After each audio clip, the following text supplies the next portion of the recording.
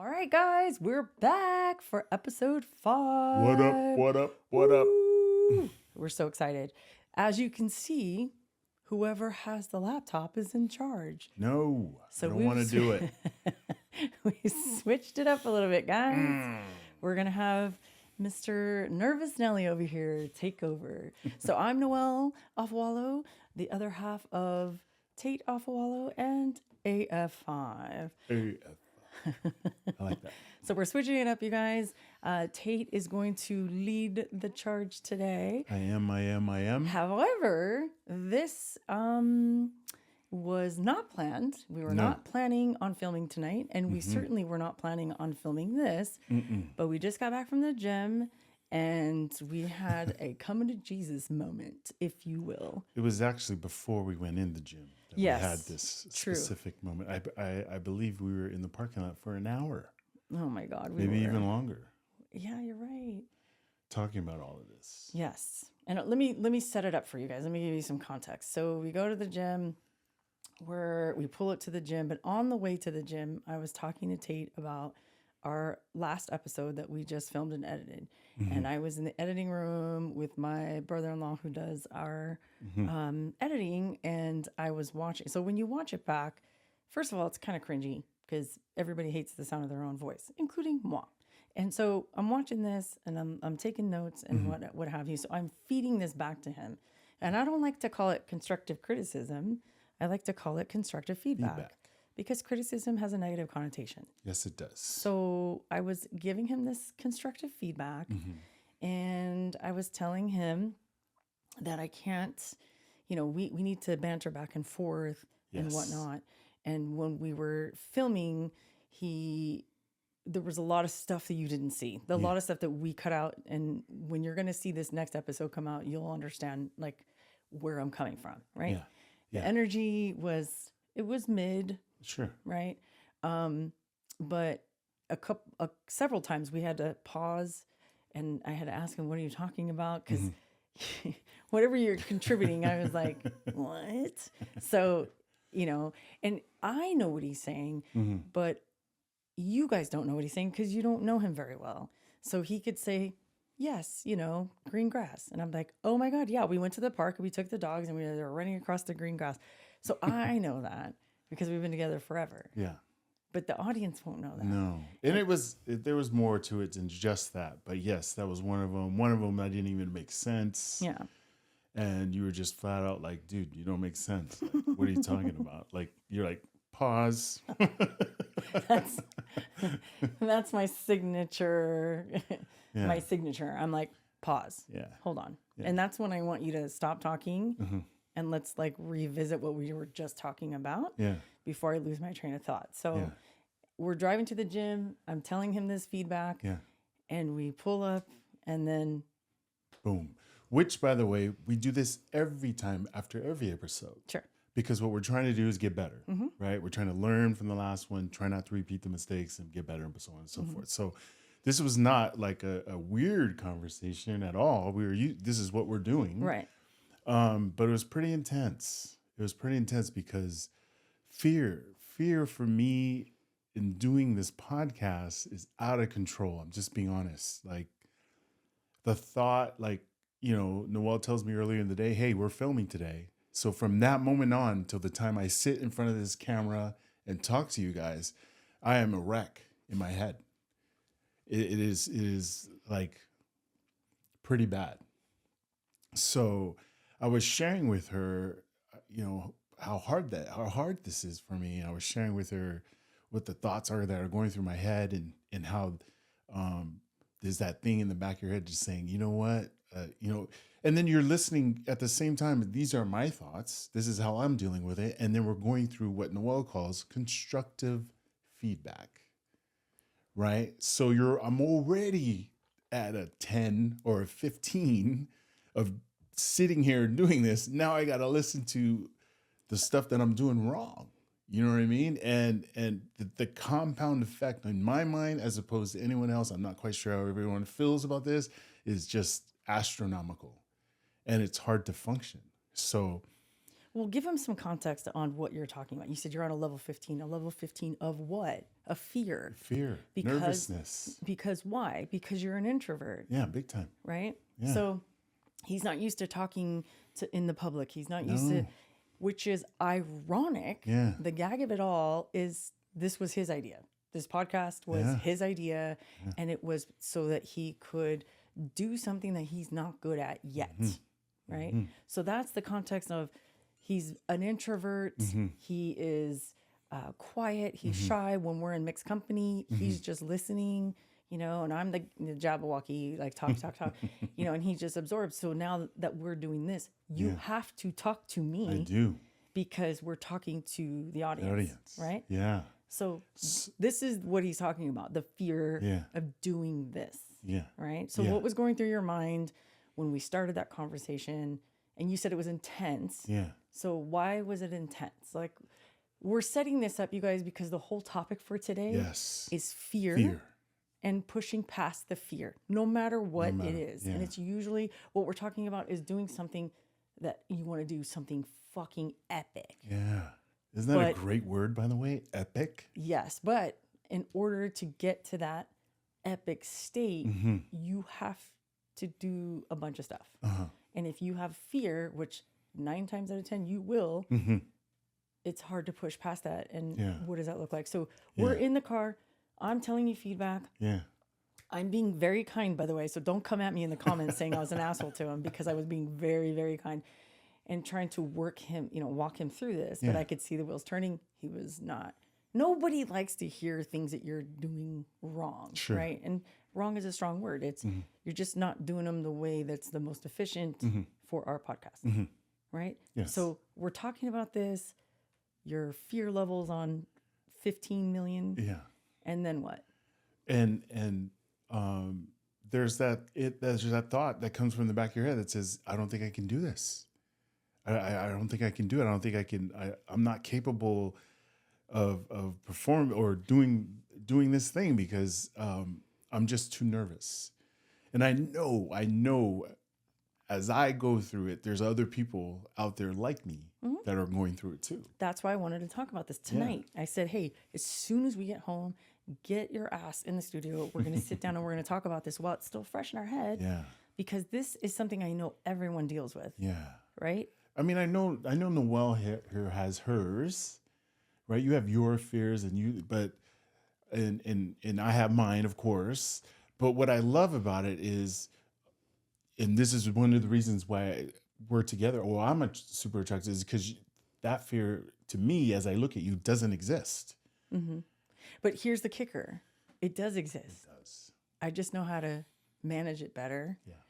And I don't mean better, but just I'm better at hiding it, if you will. Yeah. Right? When there's stuff that needs to be done that I've never done before, sure, you better believe your sweet ass I am terrified. Yeah. But my pride won't allow me to show that. And I'm like, okay, cool, let's do it. And inside, I'm like, I'm fighting right now. But I'm never going to let that show because that was my mode of survival growing up. Mm-hmm. And I had to do things that I didn't want to do, or not didn't want to do, but was scared to do. But that was the only way I could get out of the situation I was in. So that's why we're doing this. We wanted to come in here while it was still fresh in our head and talk about it. And it's a widely understood topic, I think, nowadays, right? Because I hear and see more of it as opposed to when I was younger. No one really talked about it, right? Or maybe they did and you just were not paying attention because could be. You're like, that doesn't apply to me. Right. I'm never going to speak in public, ever. True. Why would I do that? I can't stand it. However, I remember the story you told me about when you had to get up and do testimony when you were younger. No. I had to say a prayer. Oh, a prayer. Yeah. How old were you?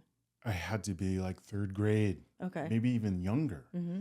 And my dad practiced with me throughout the week because he knew I was on the schedule for that coming Sunday. Mm-hmm. And so we practiced, and I practiced, and he kept saying, no, don't say that, say this.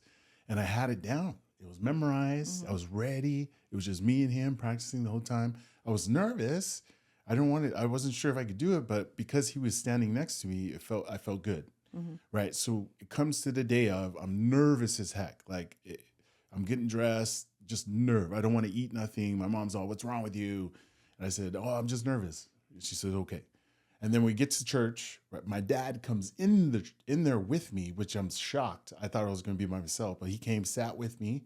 We got up there. As soon as I couldn't even walk up there to sit down. Like my dad was going like this.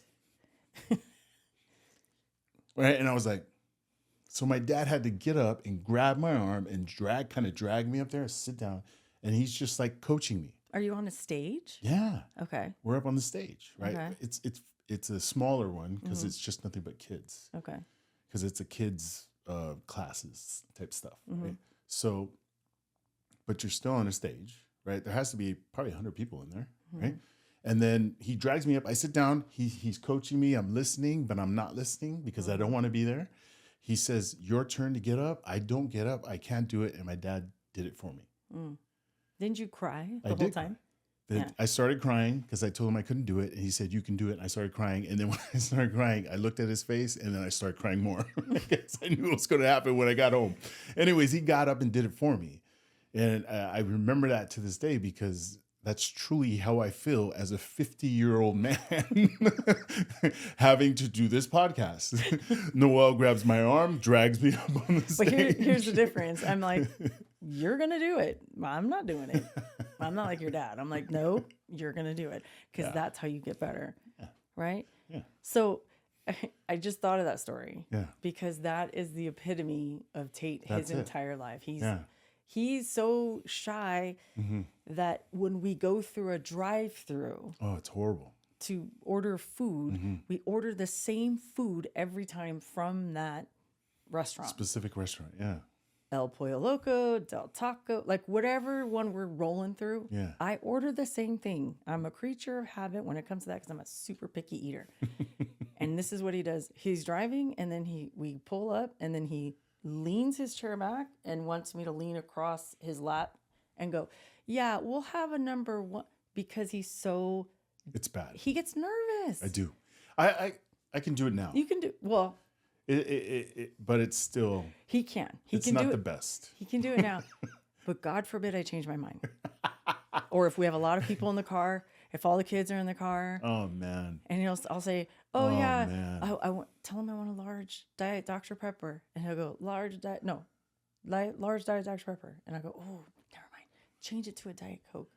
And then he'll look at me like, are you kidding me right now? Like he won't say it, but he'll go, I'm sorry, can you change the number?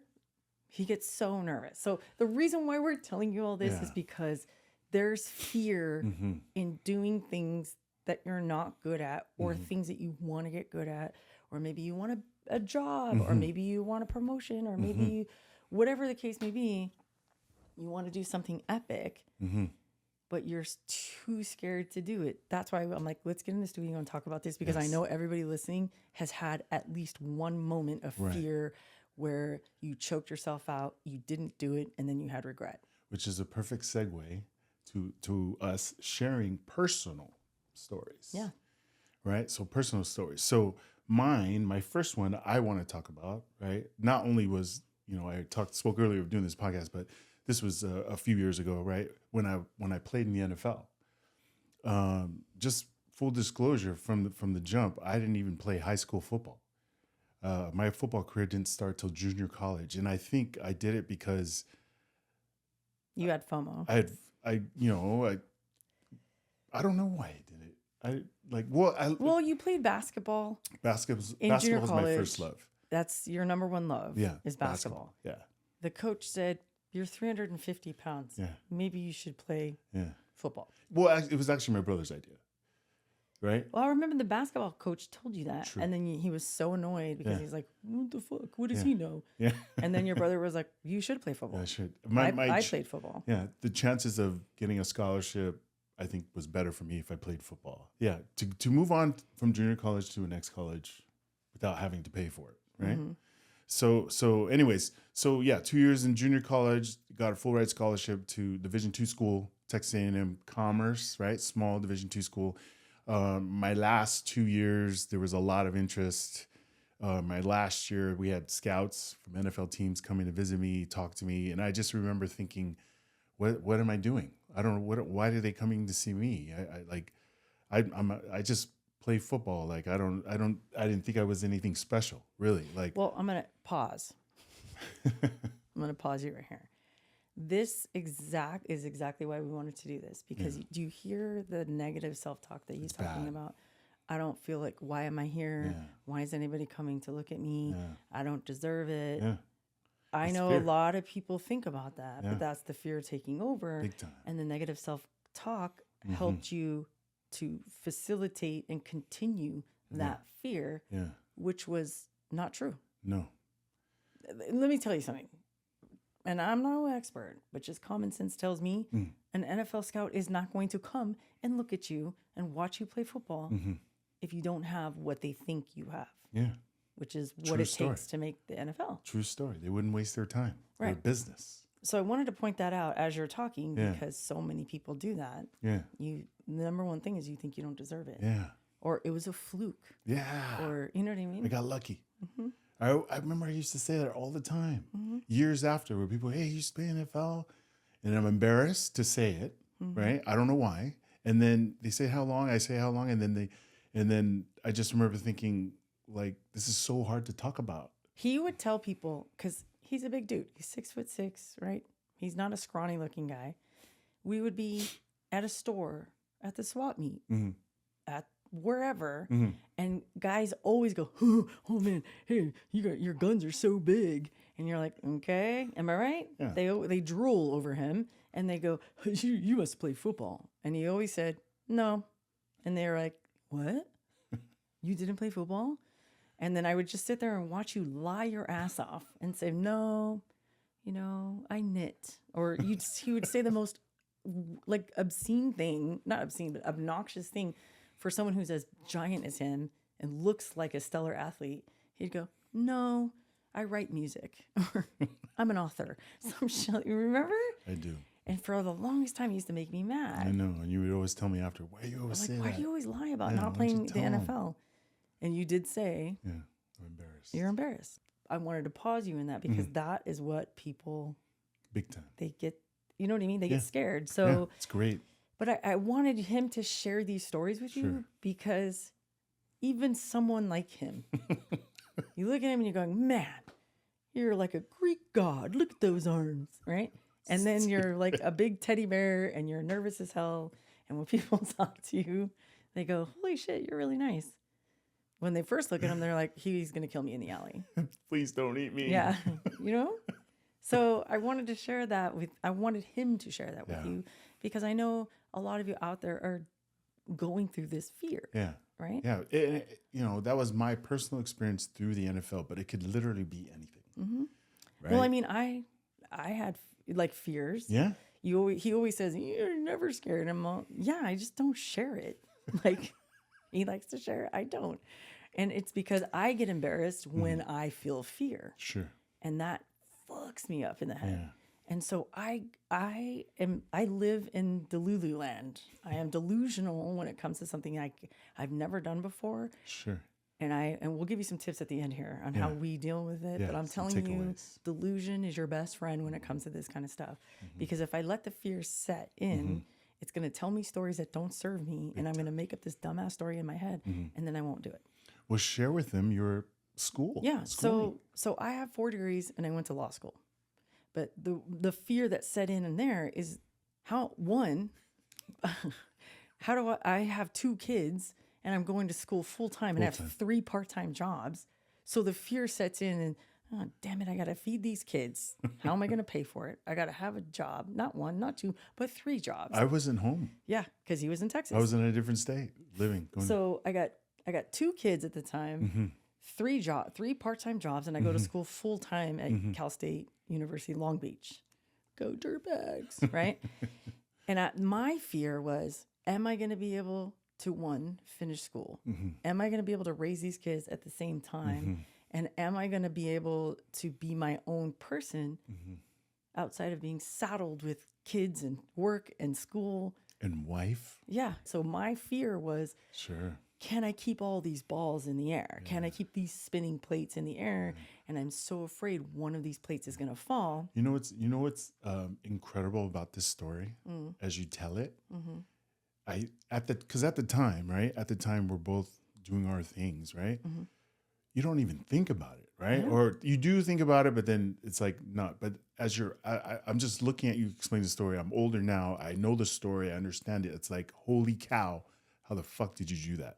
Exactly. That's what I'm saying right now. How did we do that? So when I tell you that I am delusional Yeah. when it comes to a goal, Yeah. I cannot and will not focus on the fear. Yeah. It doesn't mean I don't have the fear. It doesn't mean that I don't experience nervousness or the fear of failing. It's there. It's totally there. But I can't, it's like a little monster, right? It's like a little fucking monster in your head. And if you feed it, it's going to get bigger. And then it's going to take over your life. Big time. So if I don't feed it and I act like it doesn't exist, then it will shrivel up and die. And I have to operate. That's how I operate. Sure. So I go from 3 jobs, 3 part-time jobs, 2 kids, and a school full-time. And I'm talking full-time, like 18 or 21 units every semester. God bless the school daycare.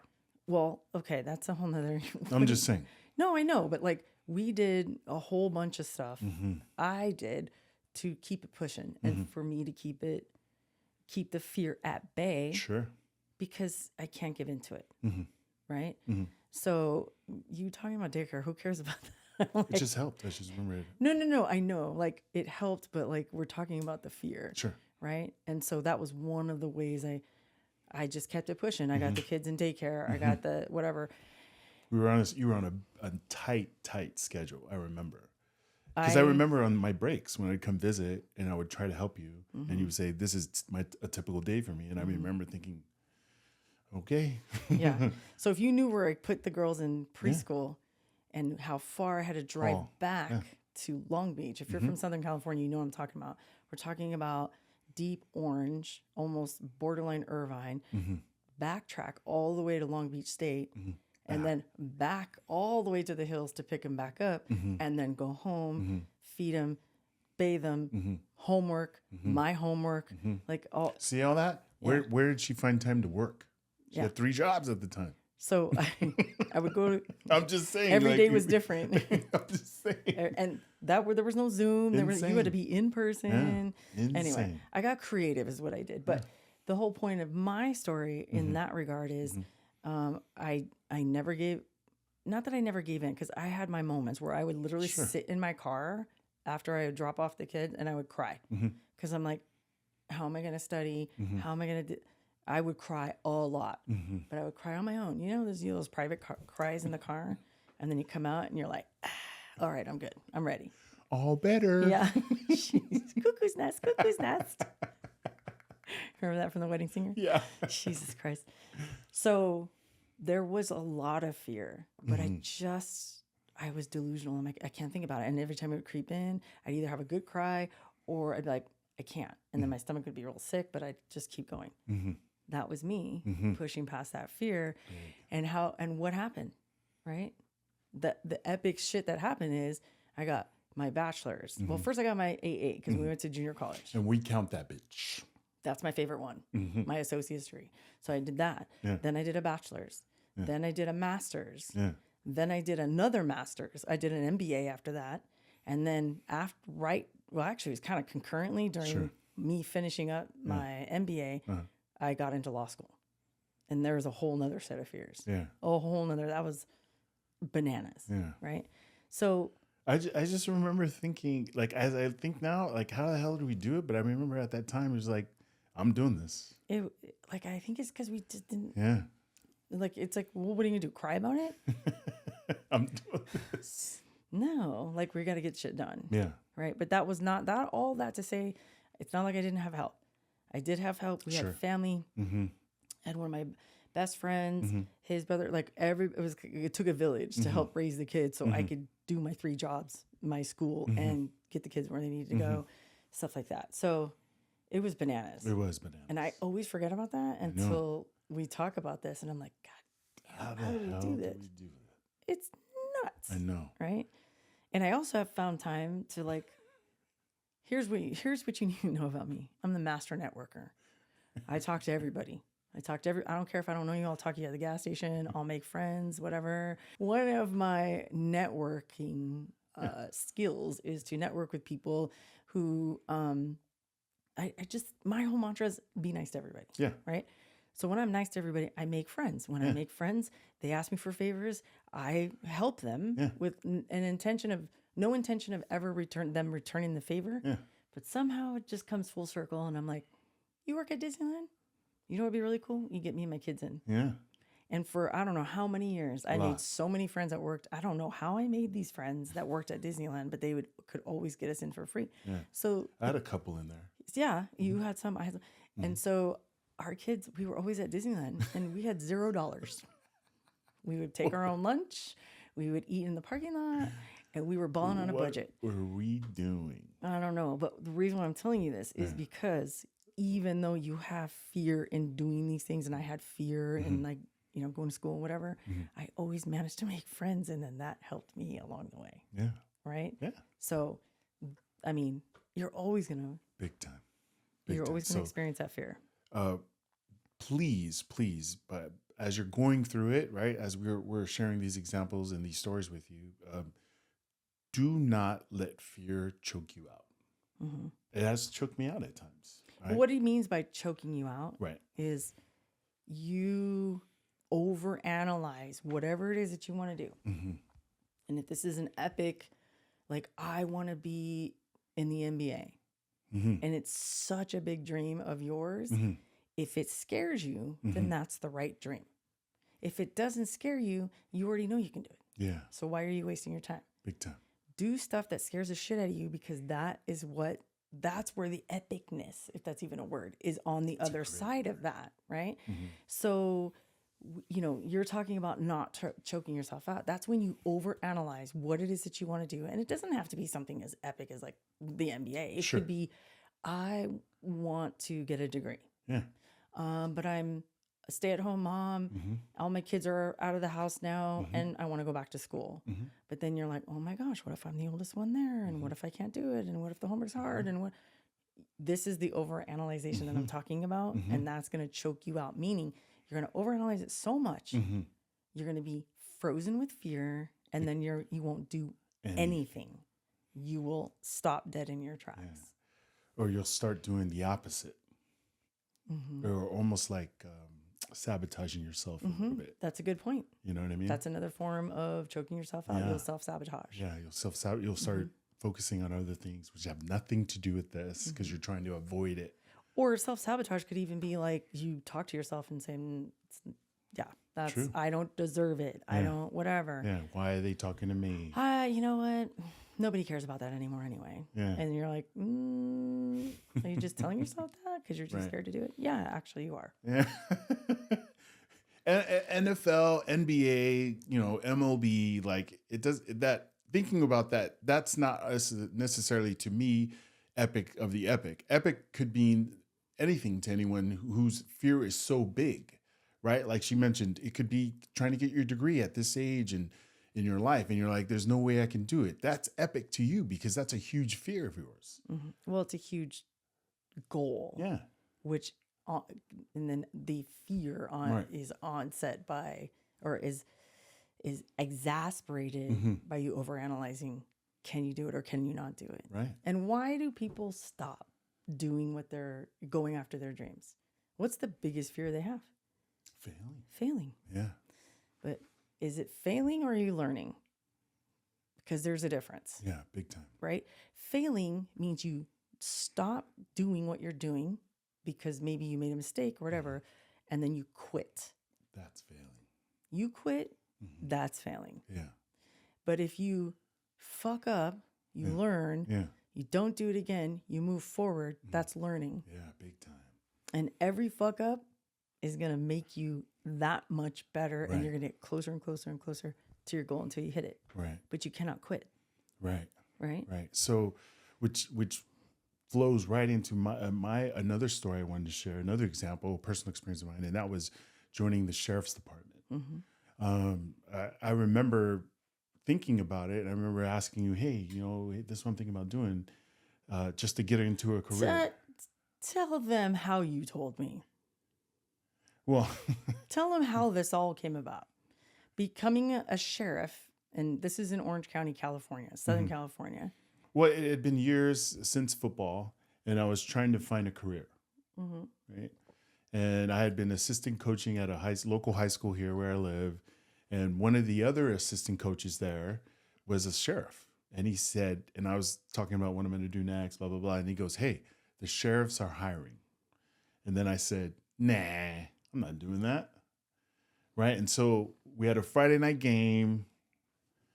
Right. They came to, is this a story you wanted me to share? Friday night game. What are you talking about? Because Are you a football? Yeah, I coach high school football, right? Okay. So we had a Friday night game, and all the guys came to the house after the game because we won, and we were drinking beers in the jacuzzi, and that guy said it again. But he said they're testing tomorrow. And you were sitting in there. Do you remember that? I remember that, but you're not telling it right. This is how we do it with the couples, right? Everybody has selective memory. You made a decision. He made a decision to go. That's not how it happened. You talked about it with your friend. He said they're hiring. You said, oh, okay. You went online.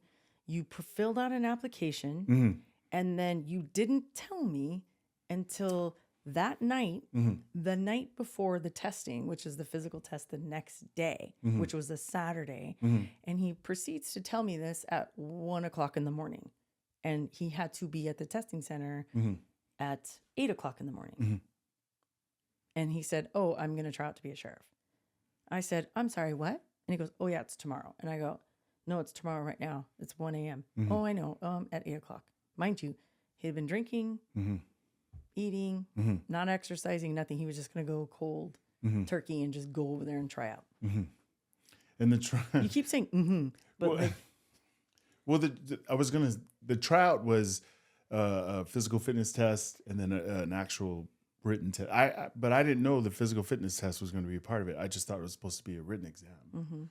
And when going into there, here's where fear kicks in, right? So, so going in to take that exam, I walk in and there's nothing but 20-year-olds, like young, and I'm older. So that was huge. That was intimidating me. Number two, I haven't taken an educational exam in years, right? So the embarrassment of me failing it was huge. I was thinking, oh, I'm never going to pass this thing. So anyways, fast forward, we take the test. They kick us all out of the room. We're all standing outside. This guy steps up and says, hey, if I call your name, come inside. But if I didn't call your name, try again next year, which means you failed the test. And it was a basic English, math, reading test. It was basic, right? So my name didn't get called till last. And I'm standing there with all these other guys. Everyone's getting picked. And I say, man, I didn't pass that test. I was getting ready to bounce. I was getting ready to leave. And right before I turned to leave, because I didn't want to be embarrassed by hearing my name or not hearing my name, they called my name last. And then I was like, what? I passed. And then I went in, And then so I go in and I go, okay, cool. I got to come back to do something else. And say, no, we got a physical fitness test now. Do you got to, because I wasn't dressed to do anything physical. They go, you got any tennis shoes in the car? And I was like, shoot, I got to go look. So I ran back and I said, hey, is there any way I come back and do this? Because I was so embarrassed. I wasn't ready. And the guy says, no, man, you got to do it right now. So I found shoes in the car. I went and I passed all those tests. And I came home and I told you, hey, I passed the test. They're going to give me an interview. And what did you say? I said, since when? Since when? Like, you do realize that we have kids. Yeah. And at the time we had 3 kids. Yeah. And you just make a decision like that. Right. Without even talking to me. So suffice it to say, I was not happy. However, I said, all right, I'm done being mad. Like, you have to pass all of this shit. Yeah, it was. You had to go to the academy and all this stuff. So going back to the fear is his fear was so much. I learned this later. His fear was so much that he wasn't gonna pass this written test. No. He didn't even know about the physical, but he had so much fear that he didn't even think about maybe studying or talking to people. What does this test look like? Because he would just, I'm going to put it out of my head and I'm just going to go for it. Yeah. So another form of delusion, right? So, but then there was a caveat to this thing. So he got injured during the Right. academy. Yeah. Yeah. And that's what they call you. They roll you out of there. Yeah. Like they try to break you and all this other stuff. And he injured his shoulder, but because he was so good all the way up until that point, Mm-hmm. they made an exception for you. And they said, oh, because of your injury, we'll put a pause on this Yeah. and we'll let you come back to the next class. Yeah. So that pause was pretty crazy because they put me right to work in the jails. Yeah. And I was technically just there temporarily, right, until the next class, but it took a while, right, maybe a few months. But so I remember working in the jails, not knowing anybody, not knowing what I'm doing, having to show up at work at a certain time, just being scared as all get out. I don't know what I'm gonna have to deal with. And then the stories I shared with you, the stuff I had to deal with, and you're like, what? Why are you doing all this? And I was like, it's just part of the job. But the point is, Right. he didn't let the fear No. choke him out. He didn't let the fear, he wanted to. He would I come did. home. And then, remember we talked last time about being a cheerleader and a supporter. I was like, if you quit, we're done. I know. Did I not tell you that? You did tell me that. Because I was so pissed Yeah. that I got caught off guard when he said he wanted to do this. Yeah. Then I'm like, okay, I'm going to support you. So it's like I'm back again, raising 3 kids now, not 2, 3 kids by myself, and then I was going to work full time, Yeah. having to do all of this. You're not rolling out. You're not quitting. Yeah. You will finish this and Yeah. you will like it. That's the conversation we had. And it was just me saying, this is the ultimatum, man. You're going to be a quitter or you're going to finish and be proud of yourself and support your family. Yeah, and the motivation behind me dealing with the fear was basically just that. Exactly what she said to me. It wasn't like we weren't going to get separated, but It was just my way. it was just her way of venting. hearing her voice tell me you can do it. Hearing her voice tell me we're not quitting. Like pushing me through. I felt like kind of like when I was playing football, my coach was yelling in my ass, was getting in my ass because I made a mistake. So that's kind of like what it felt like. So I was like, hell yeah, dude, I'm doing this. I'm going to finish it. Right. And he focused more than he focused on the fear, right? Yeah. You focused on the task at hand than you did on the fear. So, I mean, that was perfect. Yeah, it was huge motivation. Right. Well, and it's like when I was doing, I was in PR for like 25 years. Yes, please share. Right. I was in PR for like 25 years. And I was with this one company for like 7, 8 years. And they, there was misogyny rampant. I was in like the engineering world. I'm not an engineer, but I would help these engineers win all this work. And it was owned by a man, and there was nothing but male engineers, and they would just take me for granted. So I was so sick of this shit. After 7, 8 years, I helped them win 2 giant multi-million-dollar contracts. And instead of giving me a raise and giving me a promotion, a big fat promotion and all this other stuff, I got an iPhone. What? And I was so pissed, right? I was so mad that all these years I let them take advantage of me. And that was my last straw. You know how they say you're going to put up with shit until it hurts. Until you can't do it no more. And if you're still there putting up with that shit, it doesn't hurt enough. Yeah, it doesn't hurt you enough. So that hurt me. That hurt me because all these other guys that I helped win, they would not have won these 2 multi-million-dollar contracts without me. They all got bumps in pay. They got bonuses. I didn't get jack shit except for an iPhone when they first came out. And I didn't even ask for that. I thought it was a joke. Talk about misogyny in the workplace. Like this could be a totally whole topic just for Noelle alone. I just remember all the conversations, numerous conversations about not being promoted, being held back, thumb on the head, like just constantly. We can do a whole episode on that. But my point in bringing this up was I didn't have anything lined up. I was so mad. And that was my last straw that I said, fuck it. Here's my 2 weeks. As soon as my boss at the time handed me that iPhone, I thought he was joking. I opened up the phone. I thought there was a check in there because I was promised a big fat bonus, all this, that. And there wasn't. And I asked him, are you being for real now? Are you just fucking with me right now? And he's like, well, the economy's so bad and blah, blah, blah. And I was like, oh yeah. And I took the phone and I threw it at him across the table. I said, take that phone. This is verbatim, huh?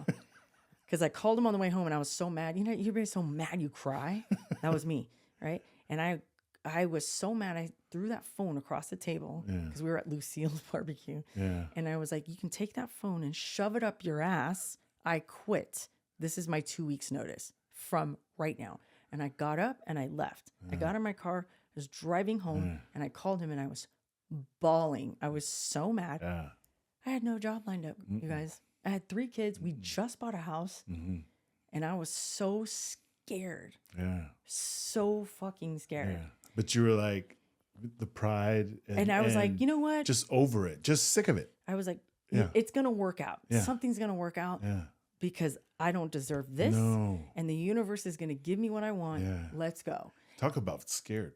Fear. Yeah. Debilitating. But fear. there was no doubt in my mind. I remember you having this conversation. I remember you quit, and I remember thinking, "Holy cow, what are we gonna do now?" Mm-hmm. But I didn't say that. I just said, "You know what, babe? We're gonna figure it out." Yeah. Because we always Because do. we always do. We always do. We're gonna figure it out. We're gonna make it happen.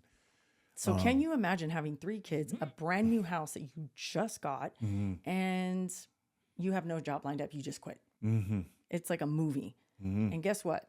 Literally, Yeah. not even 3 days later, Yeah. a friend called. He's like, "Hey, come down to San Diego." My network. Yeah. Okay. And I went down there and he asked me how I was doing. And I told him the story. Yeah. He goes, "Where are you going?" But actually at the time, We were in Vegas. Yeah. Within 3 days though, I had 10 job offers. Yeah. Because I just put my name out. I called people I networked with. And I was going to go to a PR firm that had nothing to do with fucking engineering. Right. I would go, I want to do sexy PR. I want to, at the time, Lindsay Lohan was a hot mess. So I was like, I want to represent Lindsay Lohan, you know? Pause. By the way, when you quit, we were packed in the car, ready to go to Vegas for Drew's soccer tournament. No, it wasn't a soccer tournament. What was it for? We went to Vegas because I said, fuck it, let's go. There, I'm okay, still on the sorry, clock. yes. They don't know I'm gone. Yeah. Because I had an office, but I was never Yes. there. And I made that company pay for me. 3 days. They didn't even know I was gone. Was I still in company time? I don't know, maybe. But did they steal a lot of my time? Absolutely. So we're even. Yeah. And That was that. yeah, so we went to Vegas and had a blast because Yeah. I was like, something's going to work out. Yeah. You guys, I just quit my job. We just bought a house. And I said, we're rich. Fuck it. Send it. Let's go. We went, had a blast. Yeah. On the way home, my friend called me, asked me where I was Right at. there. How did it go? Yes. I'm like, hey, this is what happened. I gave my 2 weeks. I literally have 10 job offers in sexy PR, not this bullshit PR. Yeah. And he said, well, come down to San Diego and have lunch with me. I haven't seen you so long. I said, okay, I don't have a job, so I guess I will. So I drove down there, and you know what happened? He had 3 owners of the company that he worked at, and he sang my praises and said, you need to hire her. She's going to help us win a lot of work. Yeah. And I went there, and they said, well, what do you want? And I said, oh, we're going to play this. I had no intention of ever going to this company, you guys. I was going to go to PR. It was a big PR company that was based in New York, and they wanted to open an Orange County office. So I said, let it rip. I was going to start there in like 3 days. I was going to accept the offer letter on a Friday. This was a Wednesday. I go down there. They were like, this is this. We do, we work 4 days. You have the 5th day off, Fridays off. We go surfing. I'm like, what? Surfing? Surfing? What? And so I go, okay. And I had no intention of taking this job. They said, write down what you want on a napkin. What are we, in the movies? So I said, fuck it, let's do it. So I said, this is my salary. I want a car. I want to bring my best friend, my work wife, Evelyn, with me. She needs a car. This is her salary. This is her salary. And we want bonuses. We want full bennies. I wrote everything on a fucking napkin. We were at Marie Callender's, by the way. And I was like, can I get another napkin? 2 napkins. I slid it across the table. The main owner looked at it, both napkins, and he goes, okay. Now that we have that out of the way and you're going to come on board, tell us about the clients and the jobs that are coming with them. And I was all, I'm sorry, what? I was gobsmacked. Yeah. So the moral of the story is don't let your fear fuck you up. No. And sidebar, if people are asking what you want, always go higher. What's wrong with that? Because when they said, oh, okay, right? They passed it around to the 3 owners. They're like, yeah, okay, no problem. No, nothing. They said yes to everything on those 2 napkins. Yeah. And I was like, damn it, I should ask for more. I totally undersold myself. However, I did make up for it later when I started doing all this work. For that time, that was good. No, I could have asked for more, man. Always ask for more than you think you're going to get. Always. Always. If you're making $100,000, yes, ask for 200. You know what they're going to give you? 150. Something like that. You see what I'm saying? Or you make $50,000 right now a year, ask for 100. Yeah. And then let them, whittle you down. Right. So, sidebar. I didn't let the fear of not knowing where I was going, but let me say this with a caveat. Don't be irresponsible. Was I a little bit irresponsible? Kind of. But I also knew my worth. I knew my skill sets. I knew what I brought to the table that wasn't being appreciated. Yeah. But I didn't let the fear take a hold of me. Right? It was there, but. Ooh, was it there? Yeah. Like in our private conversations. Yeah. But I knew because this is our life. Like it's always, no worries, dude. We'll be fine. It's always me flying by the seat of my pants. I'm like, I can do it. She's scares the shit. scares the shit out of me. Even to this day, it still scares the shit out of me. But I start saying it now too. Because it's been so true ever since we've been together. Yeah. I'm not reckless. No, right? No. There's some method to my madness. Yes, there is. But I also am a risk taker. Yeah. So as long as I know the reward is bigger than the risk, I'm going to go for it every time. Because I don't focus on the fear. Yeah. And you're trying to be a good, what's that word? Where you predict the future? Kind of, what's the word? A fortune teller? No. Visualization? Manifest? Manifest. Oh, okay. We're trying to be good at manifesting. And we feel like we've been pretty good. I'm always good at manifesting. If I say I'm going to do it and it's going to happen, it's going to happen. And I mean, our kids get that from us too. So. Right. But that's my take on that. Yeah, which was huge. Okay, so then it comes to my story about bodybuilding and dealing with the fear of bodybuilding, right? So I turned 50 in February. You guys heard the story in one of the other episodes, but I decided to do this bodybuilding journey. And then a part of it I was going to do is kind of like record all my workouts and then try and post it on social media. So the idea of doing it was pretty exciting, right? The idea of Noelle supporting me was really exciting. But when it was time to do it, then I was like, what am I doing? Right? So what I was trying to do, right, was create a routine so I can get through it, right? So wake up at a certain time, eat this meal at a certain time, go to the gym at this certain time, eat your meals accordingly, blah, blah, blah, right? Keep that all on a schedule. So at the very beginning, the first couple of weeks, I just remember thinking, because this is the first time I got to measure food. This is the first time I got to watch this intake or that intake. So it took a while to learn all that. And I just remember thinking, God, there's so much involved in this. And like, I don't know what I'm doing. And I'm going to make all these mistakes. But I had a huge support from Noelle and I was still trying to push through it, right? So what I figured how I did it, because at the time you're doing it, you're just trying to figure it out. But later on, like now, as I look back at it, I created a routine and that routine became a huge habit. And that huge habit won't stop. Does that make sense? Like I did it for so long, it was like I don't even have to think about it. Even to this day, as I'm not bodybuilding, but I still think that way, right? I get up at a certain time, I eat this meal at a certain time, just because it was ingrained in me because I went through it. Right. So as I created these habits, the fears would go away because I didn't really have to think about it. Does that make sense? But it doesn't start that way. It just, as you're dealing with it, that's what I had to deal with. Right. And then I have a new coach. I never met him before. Right. He knows about bodybuilding. I don't know about bodybuilding. So I have to listen to him. Right. So some of the stuff I remember him teaching me, and I was thinking, that's not the way you do it. You got to because I know how to work out this way. Right. But this was something I had no idea about. So I had to not think that way and just kind of be open to him, right? So being open to him killed a lot of the fear, right? Being open to listening to him, because as I was open to listening to him, I was learning. And so as I was learning, I was becoming more familiar, and then the fear would slowly subside. Lifting weights was easy for me because I love lifting weights. I enjoyed it. But this is a new gym. These are new people. I have absolutely no one. I don't know anyone in there, and I got to work out with this new coach. So I have to create a relationship with him. I have to talk to him constantly. And I hate talking to people. I hate, especially new people. And it's not because I hate them. It just makes me nervous. Right? Like you've seen me a bunch of times. I just want to sit in the back and watch. I don't want to be a part of it. I don't want to be noticed. So part of your fear was what?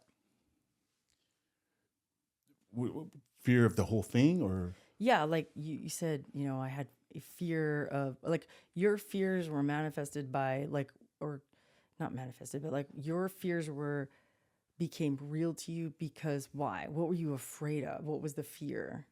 Well, the ultimate fear is learning something new, right? Learning something that's one, right? Number two, being open to it, right? Like that was a fear of mine because I questioned a lot of the stuff he was suggesting as far as working out was concerned. So were you afraid that he wasn't telling you the right stuff? Yeah. And so I guess from the outside looking in, all of these fears were like perpetuated by you really wanting to win. Exactly. Or at least do well so you didn't look dumb. Exactly. Ultimately embarrassed. Yeah. Yeah, that's the ultimate fear. I don't want to be embarrassed. You specifically told me I don't want to look dumb up there. I don't want to look dumb. Like, yeah. Right? Yeah. Mm-hmm. So what does that entail? As I tell Noelle, I don't want to look dumb up there. She goes, well, we're going to do this. We're going to do this. We're going to do this. We're going to do this. And so as I'm going through it, like I got to deal with the workouts. I got to deal with the eating. I got to do this. And then once I feel like I got it down and I start to get a little comfortable, bam, you got to wear these shorts, which I spoke of a little bit last time. They weren't shorts. They were chonies. Chonies, yeah. Chonies. So then I got to wear those chonies, right? And then the ultimate fear was what? The ultimate fear was when you found out you had to do a routine. We talked about this last time too. Yeah. The routine. Mm-hmm. Oh, yeah. And then it's got to be some pizzazz, right? Like here I am thinking it's just going to be flexing. It turned out it had to be some kind of routine, like a dance kind of routine, right? To with flair and. Well, technically it didn't have to be. I just told him that. No. When I got there, I understood why we did it that way. No, I know. Yeah, because there was only one other guy similar to that. Everyone else was like boring, right? They were just doing, I'll be back. Oh, I don't know. What is this? Is that his? I don't know. Whatever Arnold Schwarzenegger he says that in a movie. He does, right? Yeah, okay. Yeah. But So the ultimate fear in that thing was, oh my God, I have to dance and pose at the same time. Now, you were like, I'll be back. I'll be back. No. So keep in mind, Noelle, as you can see, Noelle is all go, right? All go, all show. Like, so she's like, routine? We're going to do some fucking routining, right? So who does she call? Her cousin Josh, who teaches Salmo and dance, right? And then she calls him right away, says, hey, boom, he's excited, right? So they get tapping into my network. Yeah. So they get a whole, like they get me in there, and then I got to learn, like I know these dances. I've done them forever as a kid growing up in Samoa. Like but you didn't do that. No, I didn't. But I understood these dances. I've done them forever, but it doesn't make it any easier for me to do them. It doesn't make it any easier for me to learn them again and do them in front of people. It still scares the crap out of me. But here's the thing. When you learn this routine, and then let me just share. Wait. I want to tell you. We would come home, right, after going to Josh and Mayo. It was awful. And we would, and I would, because I've been a dancer and a cheerleader my whole life. Yeah. Josh has been, teaching Samoan dances or whatever. Yeah. Not just Samoan dances, all kind of Polynesian dances. Yeah. And so between the two of us, I'm like, no, that doesn't work for him. He needs to do this. And he goes, oh, yeah. Then he would do it. And then, anyway, it was a collaborative effort. It was. He learned it, came home. We'd practice at home. And I'd be like, no, do it again. Yeah. No, start over again. Yeah. And if you were in dance, you know how we did it. Like if you were getting ready for competition, it was like, start over. So we would do it. And then he would get so mad at me. It was bad. And I would just sit there and laugh. Yeah. So imagine, right? I'm in the chonies, right? Or did I dance in the chonies? I did a couple times, right? A couple times, yeah. So I'm in the chonies, right? My wife, right, is choreographing me, watching me every move, right? Critiquing me the whole way, right? What is it? Constructive feedback the whole way, stopping me every 5 seconds, stopping me every 3 seconds. And I'm scared. To stand in front of my wife in the chonies in front of the mirror working this routine. There was a lot of times I felt like I couldn't breathe. He was so scared. He would get mad at me. Yeah. And can you just let me do it? And then I would sit here and laugh. Like, yeah, imagine that. Right? Chonies, dancing, fear, laughing. How does that help? Hey, I'm laughing because he's getting mad at me. And it was like, but anyway, the fear, right? The fear. And it's awful. But We're going to post the dance and you're going to see how kick ass I did. yeah, thanks to moi Yeah. and I'm not going to say, Josh. yeah. Right? So let me just say, right? Like, so right before I got on stage, I'm watching all these guys do their routines. I know my routine. I'm playing it in my head, right? I'm doing all the moves in my head. I'm doing over it, over it. I go, my entire family's here. It's probably 20 plus people, right? They're all there in the front row to watch me. I don't want to embarrass them. And I remember her Noelle specifically, before she knew we were going to do that show, she walked and she gave me a kiss and she said, "You're going to do great." Right? And I remember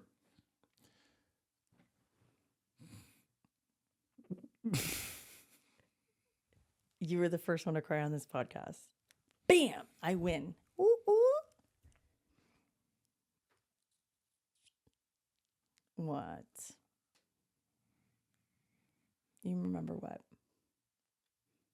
I'm just trying to make it light, honey, so you don't cry. I know. See, it's happening right now. What? I'm scared. What are you scared of? Being judged and, you know. Oh, honey. Anyway, she said I was going to do good, and then I did good. You know, I you know, the anticipation, getting on the stage, standing in that line, watching all those guys go up there, never doing it ever, you know, wearing the chonies again, you know, like there was so much fear. But, you know, I thought about my family, you know, I thought about how much I put into it. And I just said, you know what, I'm just going to do my best, you know, so what do? I just say, I'm going to do my best. I know it. I've done it millions of times. It's like nothing. I can do it. You know, and then the guy says, "Hey, you're up next." And I'm like, holy shit, right? Holy shit. Like, you know, the heart's pounding, the nervousness, the muscles, like, you're just like, fuck, I just want to do good. And you did. You went out there and you smashed it. And you took first. And you took third overall with a bunch of 20-year-olds. And you had just turned 50. And you fucking smashed it. Mm-hmm. Right? So the point of this amazing story, and you being so vulnerable right now, sweetheart, is that you're speaking to somebody that's watching this right now that probably has been thinking, I can't do this. I'm not good enough. I'm not strong enough. I'm not talented enough. But if they watch someone like you who's been a professional athlete, Mm-hmm. always pushing through the fear, I think that's resonating. And I know that's going to resonate with a lot of people, right? Mm-hmm. I can just tell you right off the bat, if you bet on yourself, Mm-hmm. you will always come out on top and you will always get what you want. Mm-hmm. If you bet on yourself, you believe in yourself, even if you don't believe in yourself right now, Mm-hmm. and you keep telling yourself that you're the shit, you're the tits, you're awesome, you're talented, you can do this. Even if you don't believe it yet, if you continue to tell yourself that, you will eventually start to believe it. Because think about this. Mm-hmm. It's so easy to accept the negative things that people say about us, Mm-hmm. right? You're fat, you're dumb, you're not talented, you know, whatever the case may be. And we absorb it and we never forget it and we hold on to it and we stew in that shit, right? Mm-hmm. You get bullied, you hang on to that stuff. But if someone tells you you're talented, you're amazing, you're so gifted and this, that, whatever, what's the first thing we do? Nah, I mean, you know, anybody can do it. We downplay it. Yeah. Right?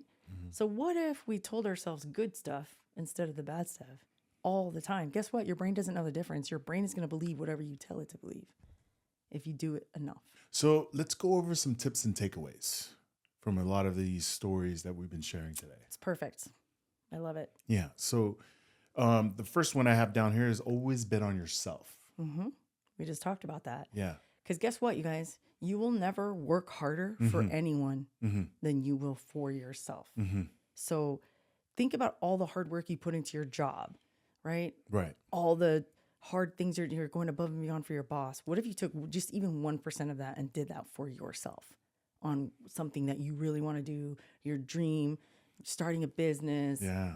I've heard it before, but hearing it right now is like, it's such a great perspective. I mean, you would definitely work harder for yourself knowing that you're making the money, you're in control of the money. Does that mean like or even it's a just given? even if it's not about making money. No, but if you're working hard for your boss, why can't you work hard for yourself?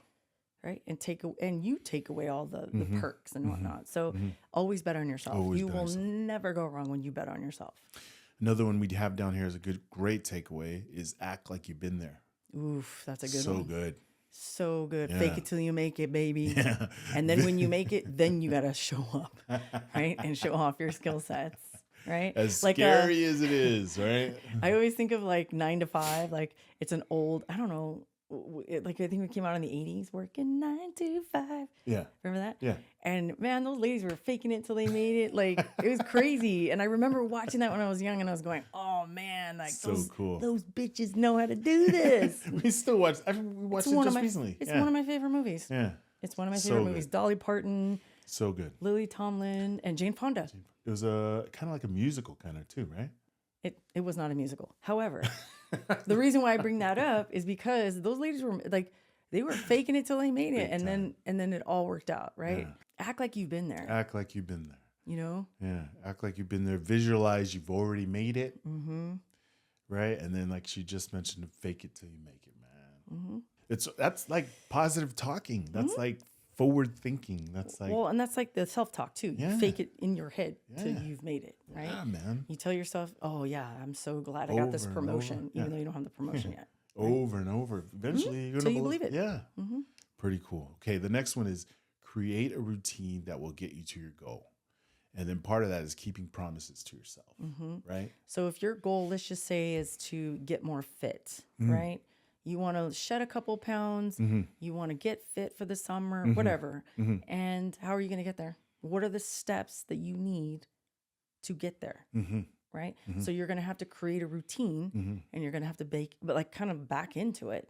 Here's my, like by this date, I want to have this accomplished. And then you back into it to where you're at right now. And what are the steps you need to get to that one? It's exactly what I did for the bodybuilding. Exactly. Exactly what I knew when my competition was going to be, and then we backed it all up to when I was going to start. Exactly. And then it just went with it. It's just like if you want to get a degree, Yeah. Huge. your professor gives you a syllabus Yeah. on the first day of class and says, here's everything you need to pass this class and get an A, Yeah. right? You have the roadmap. So then you just back into it. You know when your papers are due, you know, same thing, create a routine. And then if you say, I'm going to never miss a class of this semester, let's say for instance, you got to keep that promise to yourself. Yeah. Because here's what's going to happen. This is good. Here's what's going to happen. You're going to high five yourself and feel so confident that you said what you were going to do. Not when someone told you to. You set that goal. You accomplished it. Your confidence through the roof. Big time. Because what happens is when you do that, you start seeing progress. Big time. Right? So what's the next one? So going into the next one is kind of like what we're talking about, but positive self-talk, right? Right. Is So key. we already talked about that. Yeah. But what was after Affirmations. that? Affirmations. We talked about that, right? Telling yourself you're the shit. Telling yourself you're the best employee. You're the best student. You're the best son. Your best daughter. Whatever. Telling yourself those affirmations every day, you're going to start to believe them. And then Celebrate the little victories. So listen, when I said when you start tracking your stuff, you'll see little things that you're doing. You'll see I've gained muscle, I've lost weight during your bodybuilding. For me, it was like I got an A on this. I'm 2 steps closer to getting my degree. It's all these little victories and celebrate them all. Celebrate them. I don't not just the big ones, you guys. Even if Huge. it's something super tiny, if that was 1 step closer to your goal, high five yourself and tell yourself in the mirror you're a bad bitch. Yeah. Right? It works. It literally works. Last but not least, surround yourself with your tribe. Surround yourself with your tribe. That means don't hang around bullshit people. Don't hang around haters. Don't hang around the family members that are fucking toxic to you. No, I'm being dead serious. No, I hear you. Like the ones who always fucking hate on you. When you do something good, they're like, well, Yeah. You could have done better. Yeah. So-and-so does this or whatever. Those are just haters. Don't hang around those people. You can still love on them, especially if it's your fucking family. Yeah. You can still love on them, but you don't have to hang out with them. No. You hang out with the people who believe in you, Yep. who will support you, Yep. have your back 24/7. Yep. Your ride or dies. Mm-hmm. And if you are by yourself right now, you're like, I don't have anybody like that. That doesn't mean you can't find your tribe. You can join community groups. You can join a Facebook group. You can go online. There's all kinds of ways that you can connect with like-minded people. Big time. And that doesn't mean you have to be by yourself. No. So find those people who are only going to bring good vibes, support you no matter what, and don't fucking judge you, but will also be honest with you in a kind way. Right. And we could be those people for you if you don't have anyone right now. You can start here. Yeah, we could totally be those people for you. You can start here. Because let me tell you, I will be your biggest hype man. I will be your biggest hype man. Right? Right. Hype woman. Right? So that's our episode. Yeah. That's fear. Huge. I as we were talking, more and more stories were popping in. So if you guys are interested, we'll do a part 2. Maybe. Just kidding. And here's the thought of the day. Yes, please. Fuck fear. There's all kinds of. Take a screenshot. Stop it. No, I'm serious. It's like fuck fear and simply just act like it. Yeah. Use your inner voice. Don't use your outer voice. When you use your outer voice, you say I'm scared. That's gonna manifest. We're not doing that. You're gonna hear. You can hear it in here. Oh man, I'm kind of scared. And then what comes out of your mouth is, let's fucking go. Let's go. We're gonna make this happen. Listen, man, I just shared with you some crazy shit. So if I can do it, so can you. And he was the first one to cry. I was. It's And all we're good. only on episode 5. I'm laughing because the first episode you were like, who's gonna be the first to cry on this? I already episode? knew I was going to be. Yeah, true. You did say, oh, it's going to be me. I love winning. Anyways, guys, once again, we appreciate you. We are thankful for you. Please like, share, and enjoy. If you like what we have brought to the table, share, like, comment. So many of you guys are reposting stuff. It's so freaking cute. We appreciate you love guys it. so We much. appreciate it Thank so you. much. And again, I know I sound like a broken record, but if there's anything else you want us to talk about, please DM us, drop it in the comments of our YouTube or Spotify or wherever you're streaming this platform, or this podcast rather, and let us know if there's something that you want us to cover. Sure. But also, just a friendly reminder, on Spotify, we always have a little poll on Spotify asking questions and stuff like that. So please, if you can, take the time. It's like Take the 2 little survey. questions. Yeah. Like, take the time to fill it out. That way we can bring you better content or content that you're looking for, right? And one of the things we forgot to do at the beginning, but we'll end it here. Yeah. All right, guys. That's it for today. Thank you guys for tuning in, and we'll see you guys next time. See you next time. Bye.